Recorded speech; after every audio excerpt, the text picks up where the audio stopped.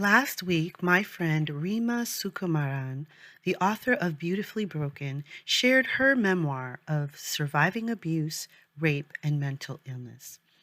If you did not get a chance to listen to that episode, I encourage you to do so, but not before we get into this episode with my father, Dr. Henry Noel Sr.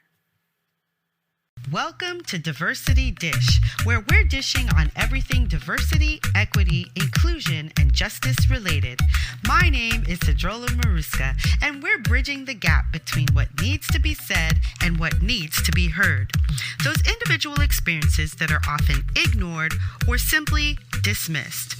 Sometimes I'm dining alone, sometimes I'm dining with friends, and sometimes I'm dining a la carte. No matter how I'm dining, it promises to be delicious. Let's dig in.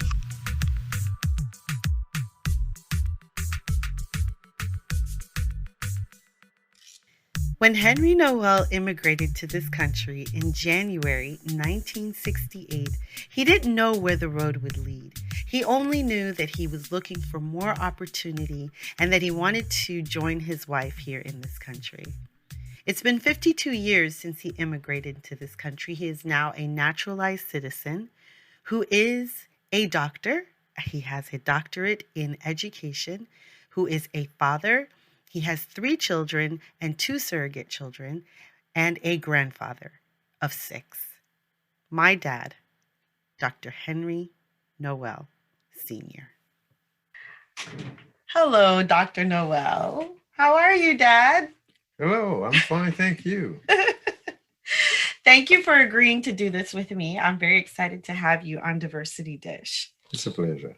So I was not sure what topic we would talk about. So I figured that before we get into any specific topic, you could tell us or tell me and my audience what you are most passionate about right now. Right now, I'm most passionate about my days off, my retirement. I got to do whatever I want to. I have no pressure really.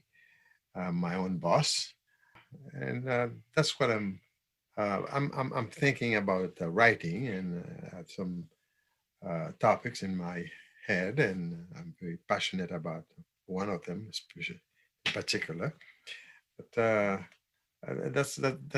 that's what I'm enjoying right now. I love it. That's awesome. What is the particular subject that you're thinking of writing about?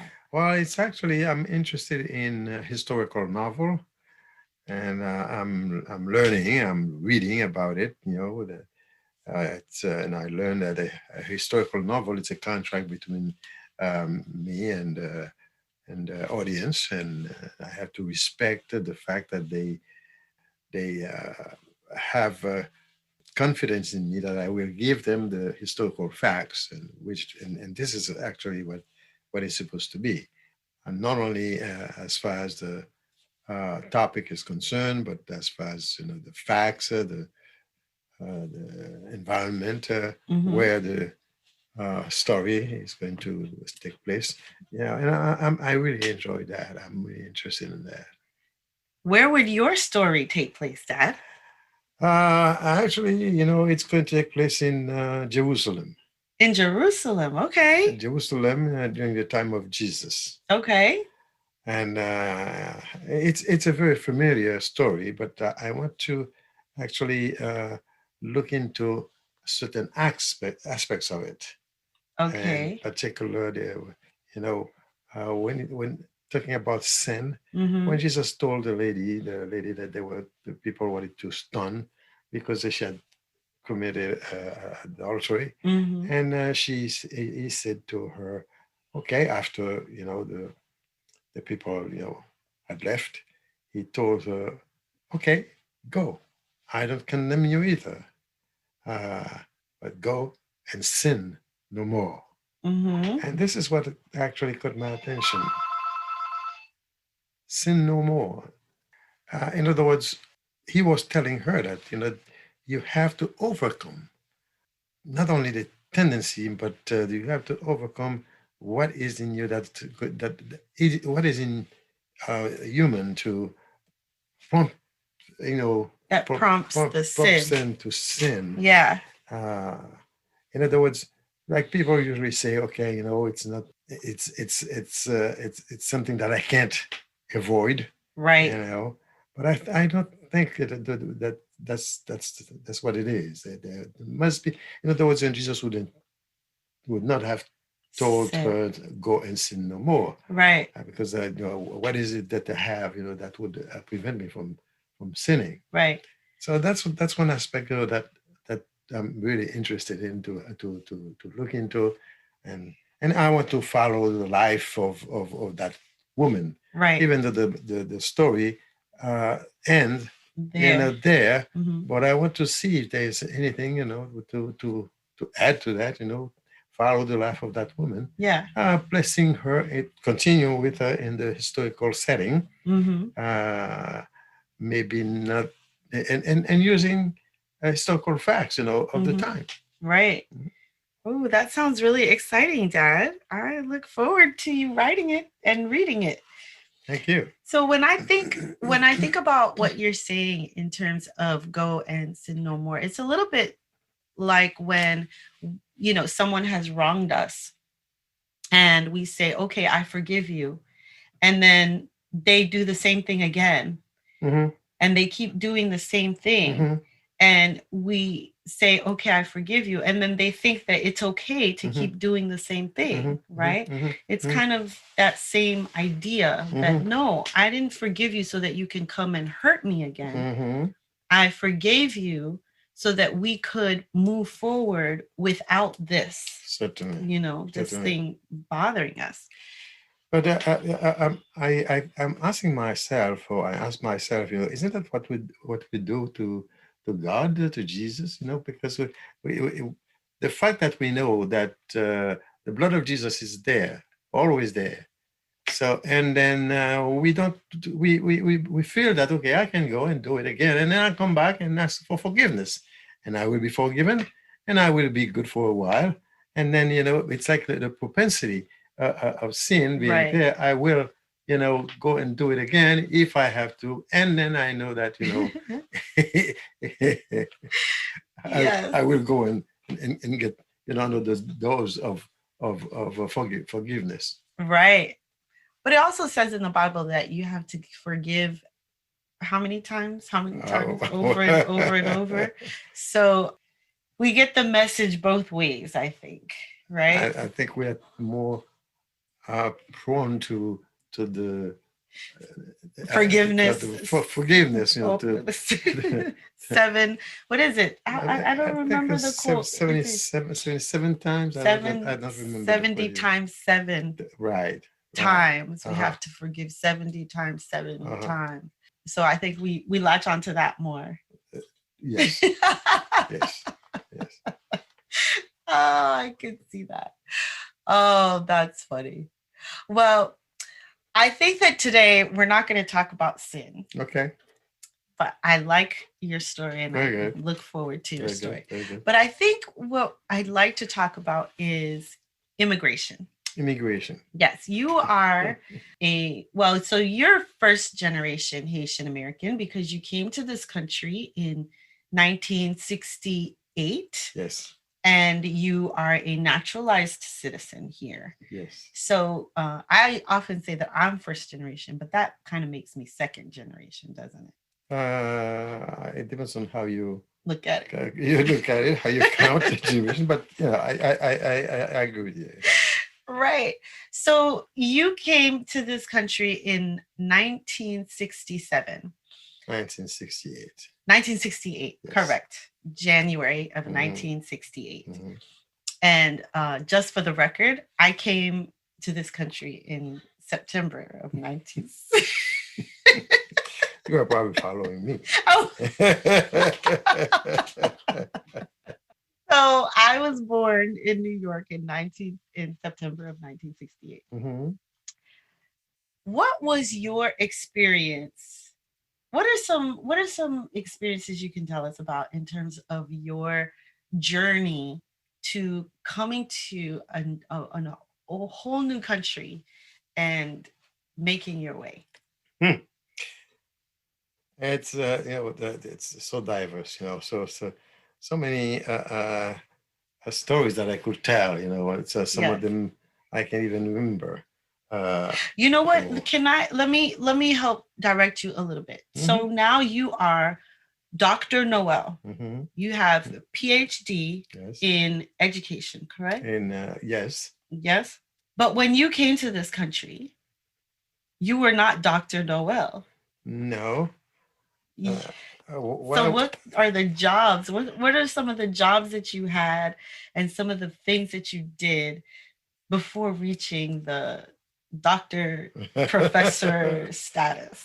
I would say that I came with a very good, background in terms of schooling. Mm-hmm. I had finished my back one and back two in Mm-hmm. Haiti. That's at the end of the secondary studies, and I had my high school diplomas, if you can call Mm-hmm. them high school diplomas.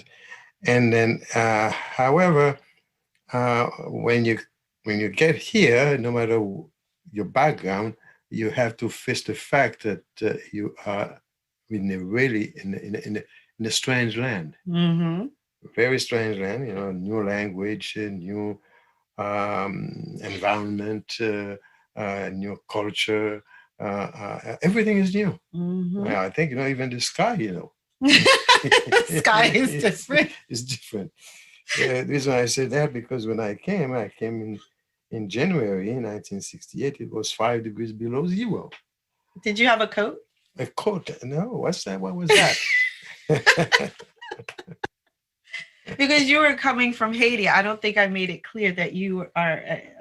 I did say you were Haitian American, Mm-hmm. but you came straight from Haiti, Mm-hmm. no coat, No coat. and it was 5 degrees below Five zero. degrees below zero. What did you think? I think. Well, I said it's a little bit cool. I had the feeling that people here they live inside a fridge. I can only imagine. Uh, you had never experienced. What was the coldest temperature you'd experienced in Haiti? Oh, we don't measure that. We don't look at that. It's a little bit. A little, It's a little little bit chilly, chilly.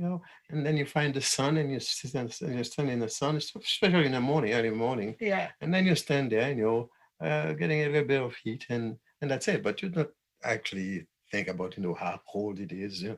You rather think about how happy it is, when Right. midday or in the afternoon. Right. But You make a very good point, Dad, because that's a contrast. hmm In Haiti, people there are not concerned with temperature. Like, is it going to rain today? Is it going to snow today? What's the high today? What's the low today? Because number one, it doesn't matter what the weather is going to be doing, hmm right? You're still going to be going about your business and trying yes, to get along with what you have to do, hmm rain or shine. rain or shine. Even though maybe I could mention that we do not like rain. We don't like to get wet in the rain, Right, during the day. No, we don't like that. right. But it doesn't prevent us from, From going about, our business. right. No. Whereas in this country, we are very tied to our weather hmm somehow. hmm And so that to me that stood out when you said, "Oh, we don't worry about mm the temperature." Yeah. So what else? Well, and as I was saying, it's a strange land, Yeah. and new people, new environment. And you're seeing so many white people for the first time, Yeah. in one place. Yeah. Very strange. It's been, and then uh, people are talking, and then you're not hearing anything. It's like they are. In French, we have a word for babies when they're uh, s- uh, uh, uh, Little. even little toddlers, and Mm-hmm. they babble. Mm-hmm. They Oh, babble. so that's what you're hearing. Right. A lot of babbling. Like babbling. Right. That's it. Because you don't understand what you're Right. hearing. But what is interesting is that you're trying very hard to make up, what they not what they're saying, but to catch words. Because that's what you can catch really, catch words. And even that, not that is not too easy. Even though before coming, I had studied English in the secondary school for 6 years. But it's like it was more like a book learning. Yes. Not practicing or anything like that. So it wasn't frightening. It was actually strange. Right. And then you were asking yourself, okay, how am I going to find my way in this maze, and everything, understanding, not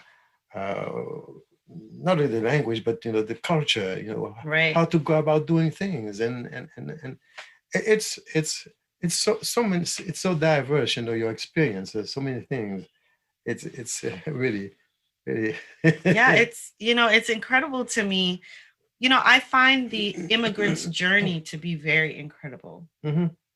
Any immigrant, or wherever you come to this country, especially those who come to this country knowing a different language, not knowing English, or having a familiarity with English, but like you said, not having practiced it. So we speak very fast we all speak very fast in the languages that we're comfortable That's right. in. That's right. Right. So when I go to France and I speak French, I have to still listen very closely to what the person is saying, because I hear a different accent, and they speak so fast that I have to work to catch up.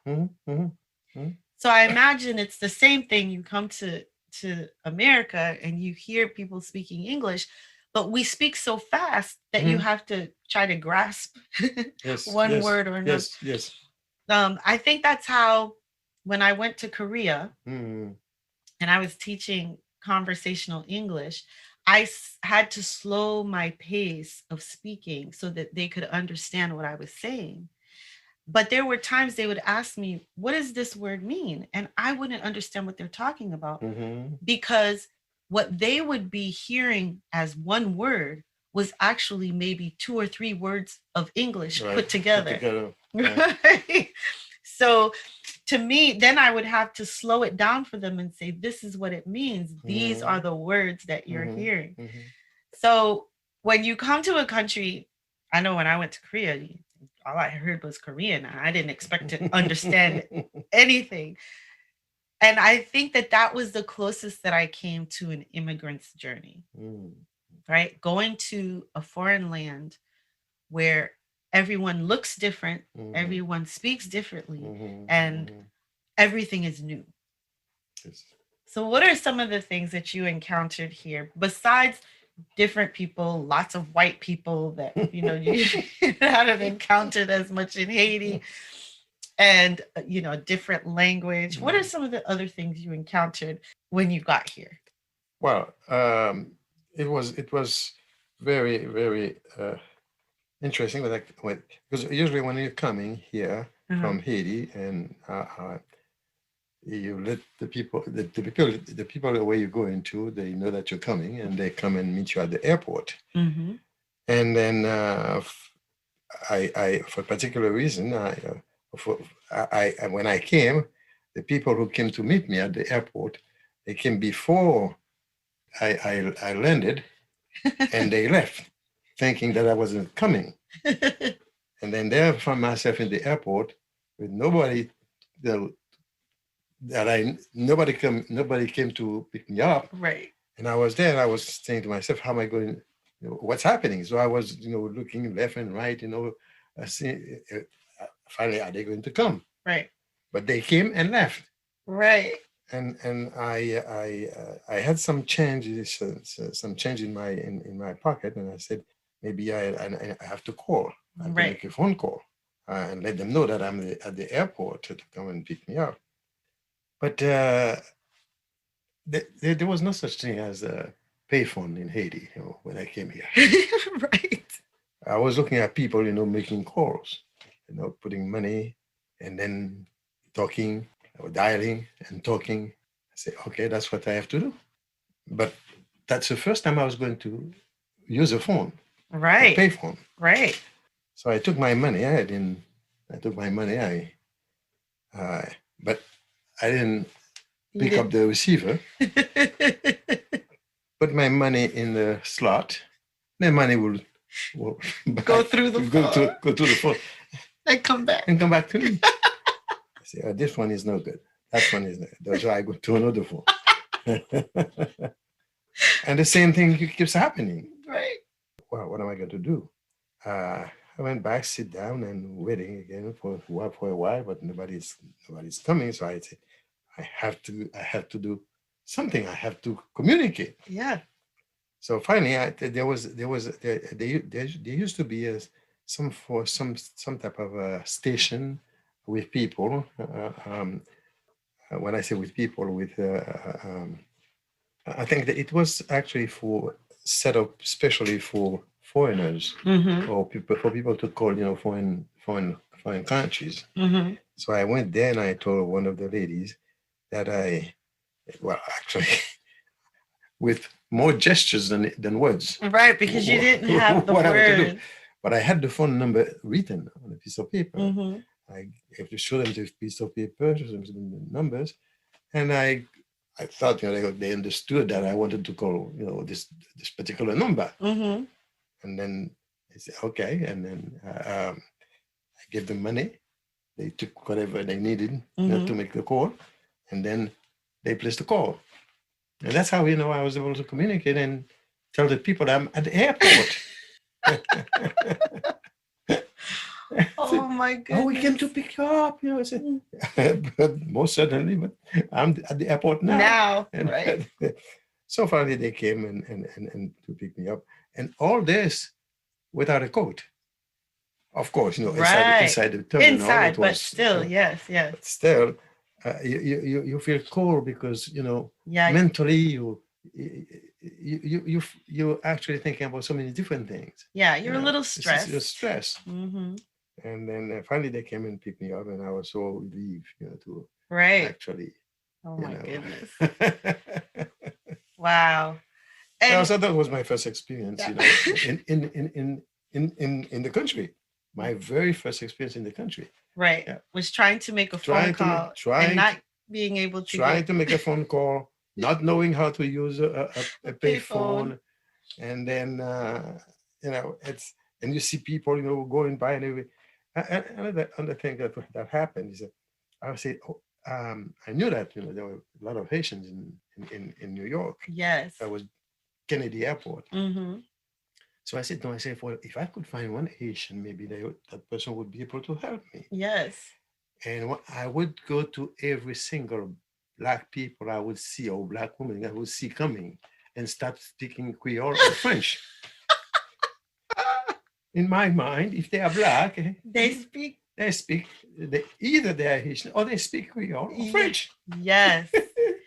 That's another very good point that you make, right? Because I know that they have this depiction in Roots, right? When they're taking Kunta Kinte, or they're walking through the streets, and the newly brought Africans are seeing the Black people. They're speaking to them in their language, because they must understand.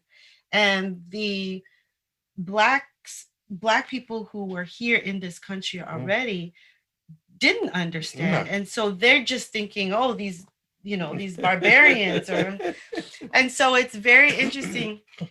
I remember, and I don't remember how old I was, but I remember the first time I heard a white person speaking French.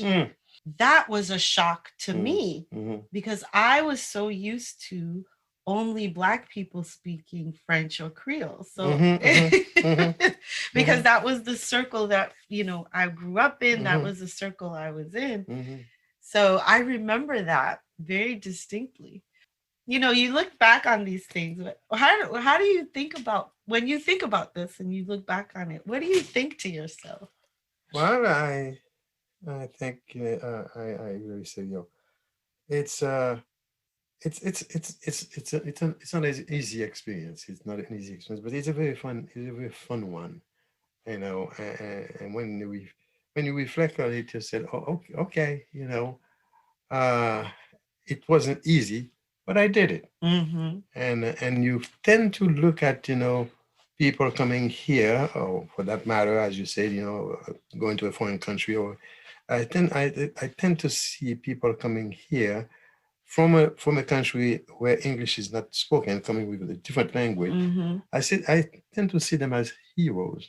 In order to overcome all these barriers and make it, it's not, it's very difficult. Right. Another thing that we experience that you have when you come here without the English, well, they take you to a job and everything, and the only thing you can say when the boss says, okay, yes sir, because these are the only thing you can do to say. So you don't even know what he's saying. But you learn how to say yes, sir, because you know that the yes, her is, is the proper thing to say. Right. But it's kind of, funny. Right. And I think it's funny also to your to your boss. To your boss. Yes. He keeps on saying yes, sir. Yes. Does he really understand what I'm saying? They realize that you don't understand, Right. Yeah. Wow. I find it I think that it's true when you say that people who come here who are immigrants and who leave everything that they know behind and they come to a new country to forge a new life. They are heroes. They're doing it there are many reasons that they're doing it. Why did you come to this country? Why? First of all, I came to rejoin my wife. She came before you. So you got married in June of 1967. That's right. And then soon thereafter, Mom came here, and then you didn't come until January of 1968. Right. So that was the primary reason, and then also it was a question of opportunity. Definitely, I was teaching elementary school in Haiti, but you didn't see this as a career that would actually help you make a living, and that so looking, searching for opportunity, that okay, here you will be able to actually learn, have a profession, and be able to live. It's not comfortably, but be able to live. Right. Yeah. So that was one of the reasons, and also and being young and having an education, an education. You say, okay, I'll be able to study, and that was also a very, very good incentive. Desire to study, to learn. And the political climate too wasn't that great at the time. Well, what I've learned is after I came here, and even right now, hearing and listening all this turmoil going on in Haiti, it was never that different while I was here. And it seems that, living in it, and it doesn't really affect you or strike you as much as when you're on the outside. Right. Because I say, right there, I say, oh, that's horrible. Right. Oh, that's terrible. But you're living and you're in it.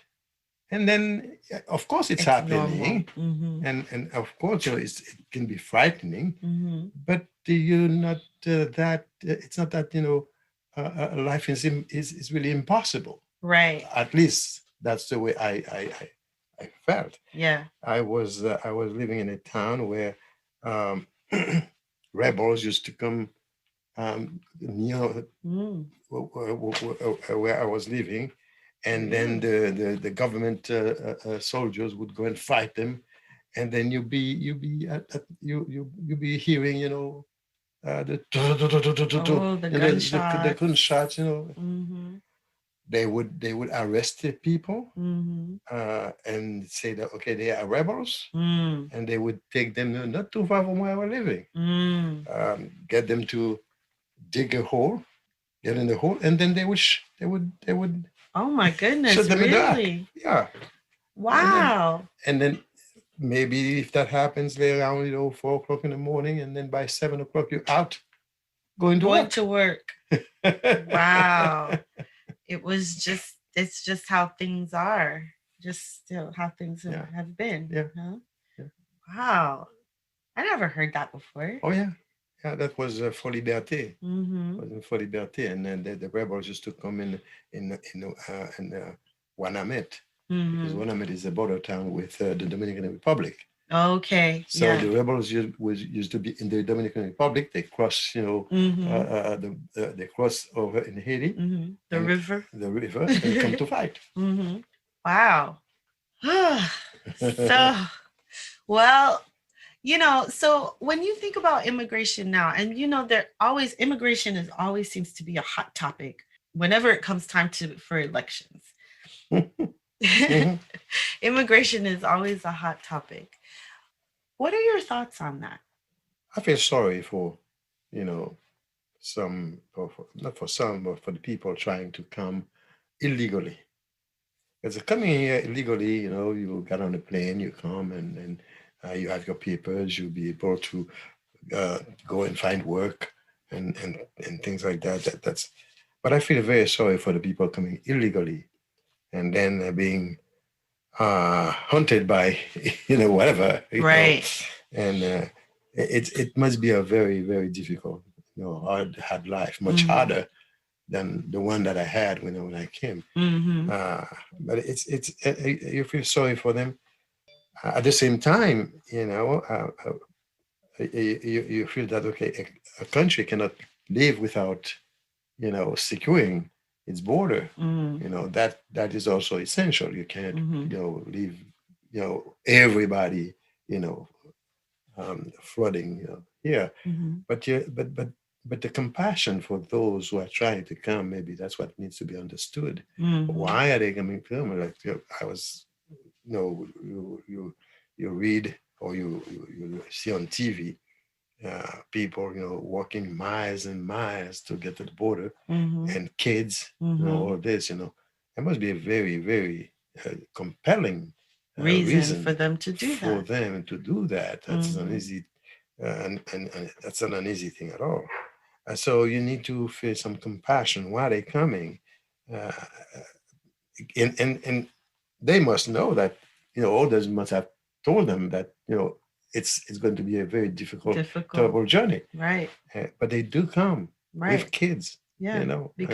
Because they believe that somehow they can get the help that they need. Yeah, exactly.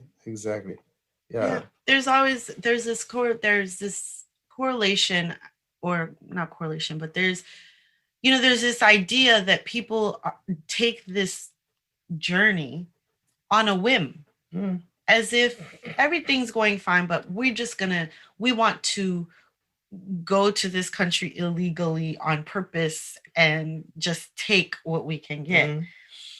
And if you consider the immigrant's journey, even like you said, you had your papers, you flew in a plane, you got here, everything was set up for you to be okay.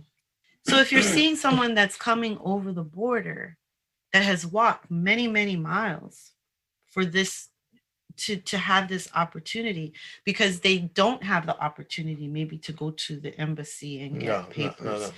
No. They don't have the money, because it costs money to get, the papers that you need. But they have this need to get away from whatever it is that they're trying to get away from. You're right. We need to have some compassion for them. We cannot see them as people who are simply trying to get something. The one thing that they're trying to get is safe and free. And basic necessities. Basic necessities. So they can live. Yeah, so that they can live. So it always offends me. It always offends me when, people make immigrants, whether they come here with papers or they're coming here illegally, out to be the bad people, right? Because, I liken it as someone who's leaving a burning house. If the house is burning behind you, people are like, well, why did they bring their kids? You're gonna leave your kids in the burning house? You can't. You're gonna leave your parents in a burning house? You don't leave people behind in a burning house. So if the house is burning, you try to get as many people out as you possibly can. That's right. And even, listening to your story as you tell it, you came easily, but it was still hard. Oh, yes. Yes. It was still hard. Yeah. Beginning is very, very, very hard. So how did you get from a high school graduate to Dr. Noel? School. Yes. I realized though day one that okay, I had to go to school in order to be able to have a decent job.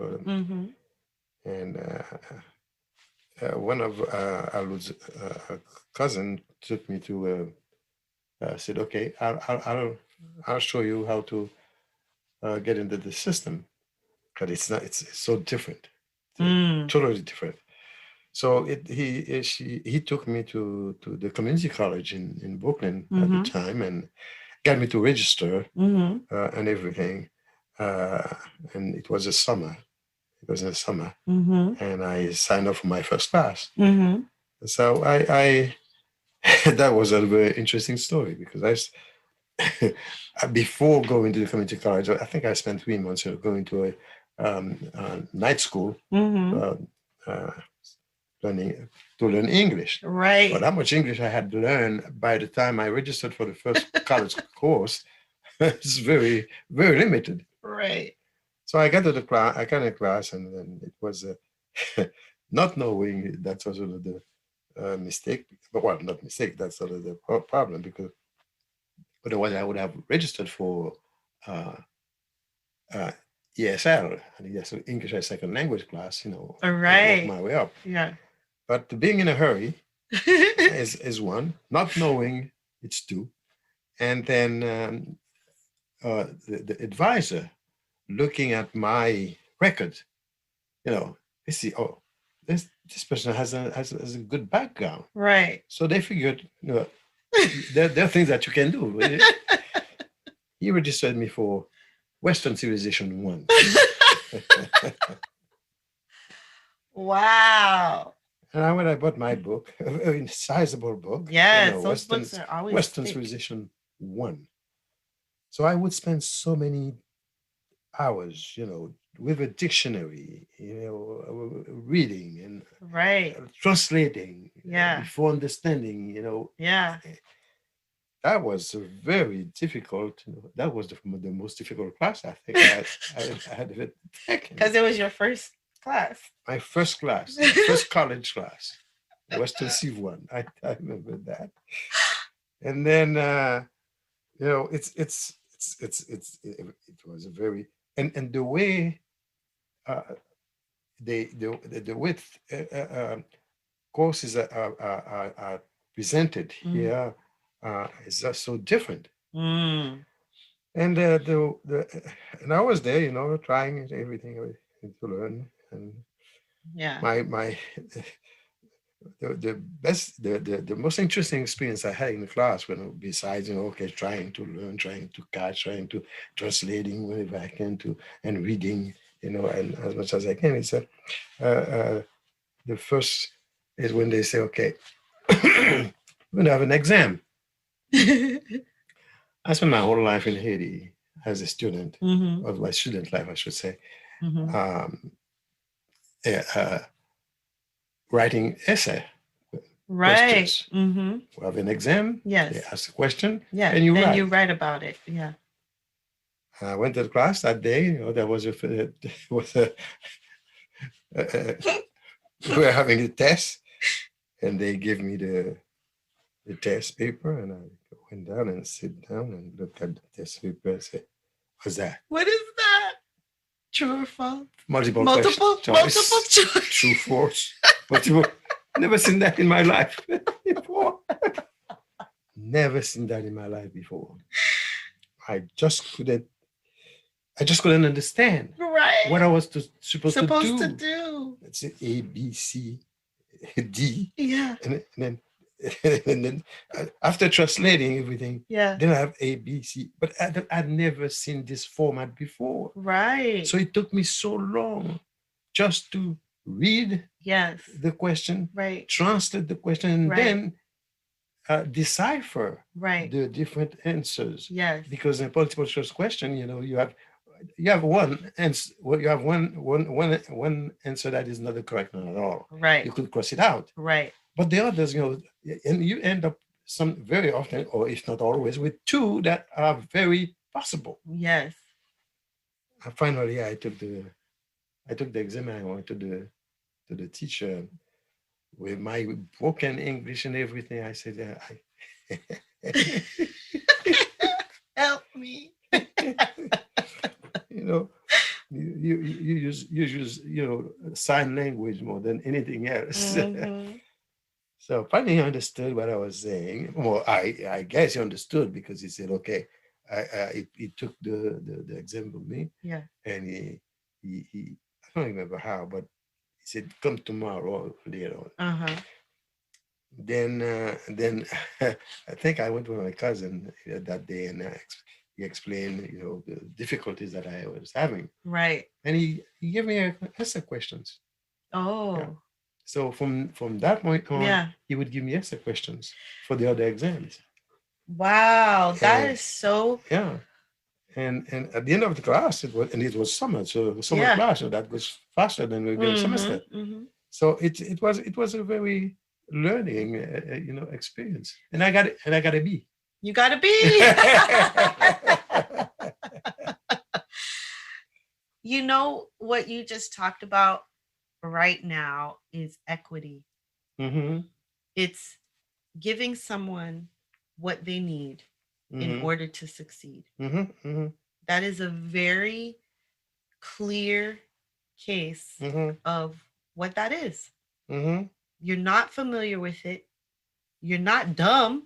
Mm-mm. You're doing the work, but you don't understand this format. Mm-hmm. So he gave it to you in a format that you could understand and that you could succeed. Right. Wow. Wow. That's really something. It's something that I talk about all the time, giving people what they need in order to be able to succeed.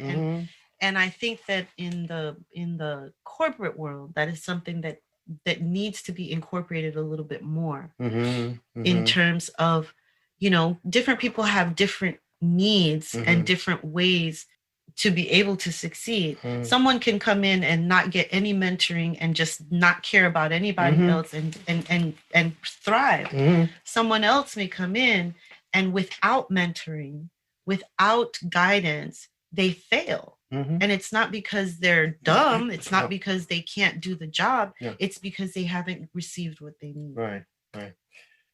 But I one thing that I said to myself at the very beginning, and it's like, the Americans in general, they are very helpful people. You would go to them and ask them something. They don't understand what you're saying, but they make an effort. They make an effort to understand and to help. They won't give up, right away. But you're shaking their head, no, they'll take their time. That was my experience. Because, at the time, in New York City, you can get lost very easy. Right. You don't know your way around. This is a huge, not a city. This is a huge country. New York is a country, especially compared to where you come from in Haiti. Yes, it's a huge country. So you get lost very easy. You have to find your way around. Or if you go into a particular place, you have to ask people to help you. Yes. Then you have your things written, and then you show them, and they read and they try to understand, and then they try to help you. Yes. I found, people very, very helpful. Yes. Extremely helpful. I try to tell people that all the time because I'm a New Yorker, and people are always like, oh, New Yorkers, they go so fast. They're so rude. They're so this. No, I'm like, no, you don't seem to understand. New Yorkers have to encounter thousands of people per day. Oh, yeah. So they cannot be looking at and smiling at and talking to everybody that they see. It's a rush life. It's a rushed life. But when you pull a New Yorker out of that, when you say, excuse me, they're more than happy to help you. Very often. More than happy. That was my experience. Yeah. That was Vladimir's experience too. When we went, I took the kids 2 years ago to New York. And Vladimir, I don't like cities. I don't like cities. But whenever we were going somewhere, and I haven't been in New York in a long time, so I had to ask questions. Every time I asked someone to help, not only would they help, they would walk me to where we needed to go. And we got on the train. Someone got up so that I could sit down. And he was watching all of this happen. And then so when on our way home, he finally said, Mom, the city's not so bad. But it's true, people do want to help, and people are, we're talking about New York, but I'm sure it's, wherever I've been, I've noticed that. But I do notice that a lot more in New York. And maybe it's because it's such a tossed salad. There's so many different people there. Everybody knows that everyone's trying to make their way. So people are apt to help a lot. I love that story about your teacher giving you what you needed. That's a really great story to share. So the rest. So you went to school. La suite au prochain numéro, non? Non, on n'a pas encore fini. Yeah, I went to I did an associate degree at New York City Community College. They used to call it, in Brooklyn. And then so that's part of the. So is that part of the City University? Okay, so CUNY. And then I thought it was during the second. After my second year, so because I was pursuing an associate degree in liberal arts. Somebody came to recruit students. Somebody from Queens College came to recruit students. It's later on that I understood why they came to recruit students for Queens College, another branch of the University of New York, because the Queens College was white, and they needed to have some diversity.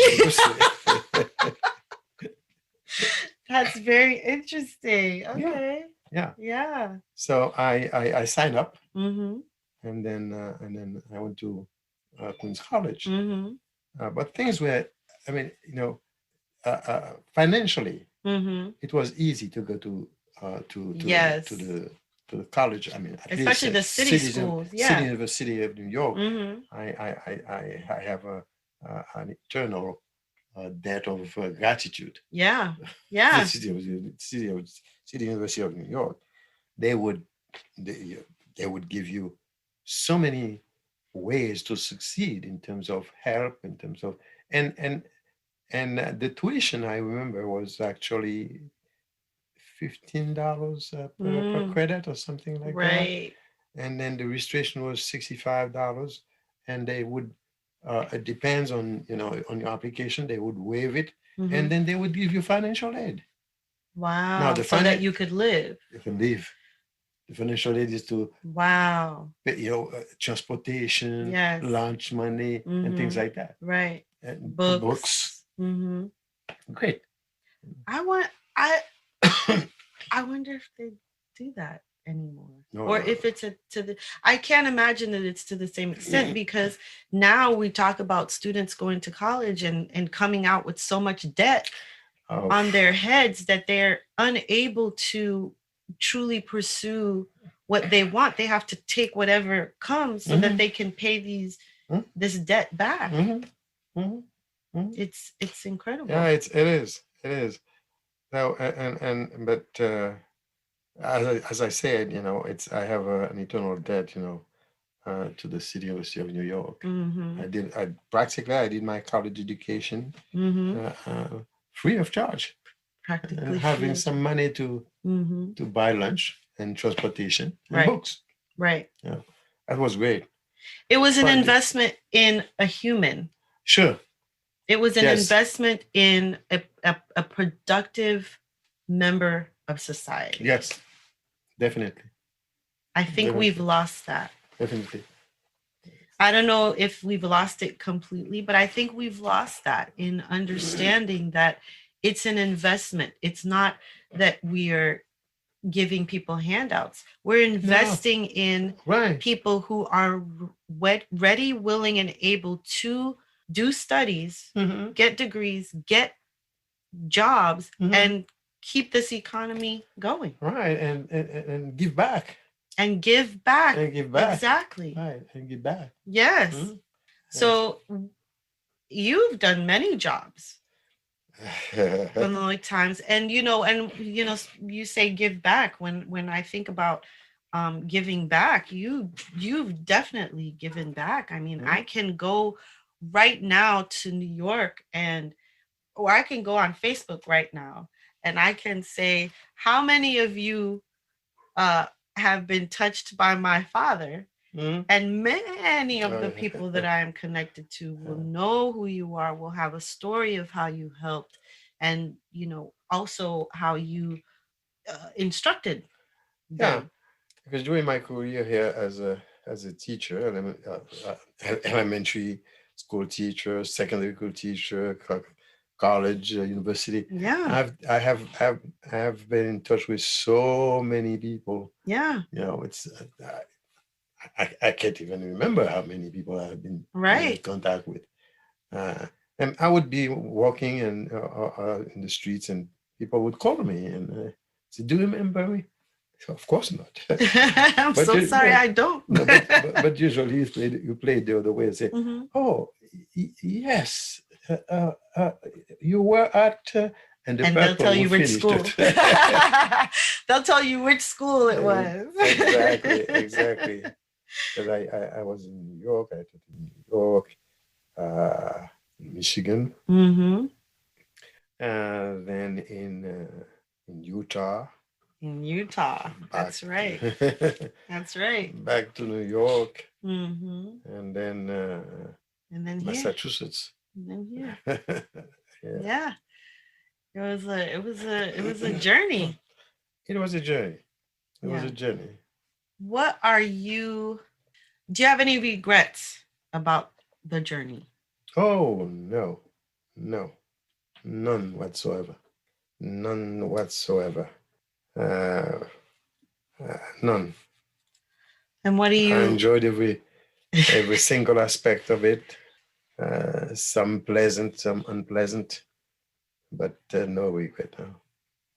What is your fondest memory, or what are you most proud of with the journey? Well, that's a very difficult question. It's as I said, it was so pleasant, in so many instances, and having help directly, because being in a classroom, you're helping, a class, but some people you know that you've touched individually, because they have come to you and you have helped individually in so many ways, it's a help that you have been able to provide. The fact that you were able to touch lives, in a very positive manner, and being an educator, sometimes it's not only in the realm of classroom matters or that you have help or touch people. Because they would come to you, people would come to you for something very intimate sometimes. By intimate, and very personal sometimes. Yes. Very personal. Because of the trust that you have projected in classroom, they would come and ask you questions. And it's yeah, um, yeah. It's been a good journey. Yeah, very, very good. Wow. Well, Dad, I'm so proud of you. Thank you so much for being on. You are a hero too, and you've always been a hero, not just to me, but to a lot of people. Thank you. And so I appreciate you, and I appreciate that. So the last question that I always ask is, what is your favorite dish? I know you are a very good chef. My favorite dish or dishes. Okay. Okay. Well, favorite dish actually, and this is almost a common denominator when you're talking about Haitian food with Haitians. It's like, du rapois. Du rapois. And poisson. And poisson. Banane pesée. Banane pesée. And then that's right. That sums it all. That's right. That's right. All the Haitian listeners will understand exactly what you just said. It's rice and beans, fish, some nice fried fish, and some fried plantain. Fried plantain. That's right. Yes. Yes. Well, thank you, Dad. I really appreciate you being on Diversity Dish. And of course, being your daughter, I hope you have very many more years going forth to continue your hero's journey. Thank you. It was a pleasure. Hey, did you enjoy that episode? If so, please be sure to subscribe, download, rate, review, and share. It would also mean the world to me if you became a patron over at Patreon. The information is in the show notes. Thank you, and we'll see you next time.